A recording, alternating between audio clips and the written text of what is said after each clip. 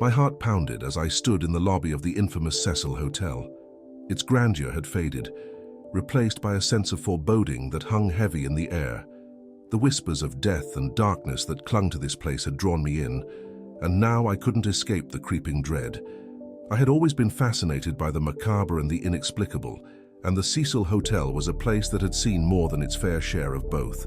From suicides to murders, it had earned a sinister reputation that transcended its mere bricks and mortar.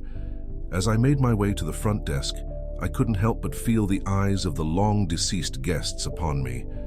The receptionist, an elderly woman with sunken eyes, handed me a tarnished key with trembling hands. "Room 1402, she muttered, her voice a mere whisper. My room was a time capsule of despair. The faded wallpaper, the creaking floorboards, everything spoke of a bygone era. I couldn't shake the feeling that I was an unwelcome intruder, a trespasser, in a place where my presence was neither wanted nor safe. Night fell, and I found myself unable to sleep.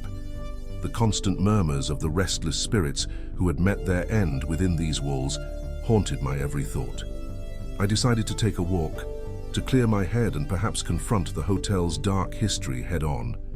As I wandered down dimly lit corridors, a sense of unease settled in the pit of my stomach. The building seemed to stretch and warp, hallways leading to nowhere, doors that opened into empty voids. It was as if the Cecil was a living, breathing entity, determined to keep its secrets hidden. My journey led me to the rooftop, a place infamous for the most chilling tale of all, the mysterious death of Elisa Lam. I stared at the water tank that had once held her lifeless body, shivering despite the warm night air. The wind whispered secrets, but I couldn't decipher their meaning. Suddenly the lights flickered and a shadowy figure appeared at the edge of the rooftop. My heart raced as I approached cautiously, my flashlight revealing a woman in a tattered, blood-stained gown.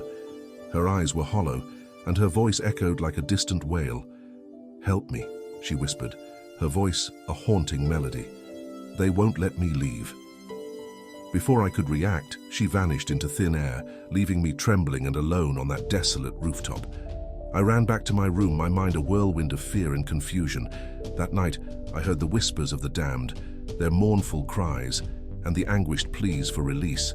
It was a nightmarish symphony that seemed to echo through the very foundations of the Cecil Hotel. I checked out at first light, leaving behind a place that had shown me a darkness I could never have imagined. The Cecil Hotel was a repository of horrors, a haunted nexus of despair, and I had dared to step into its twisted embrace. But I knew one thing for certain: I would never forget the chilling terror that had enveloped me within those cursed walls.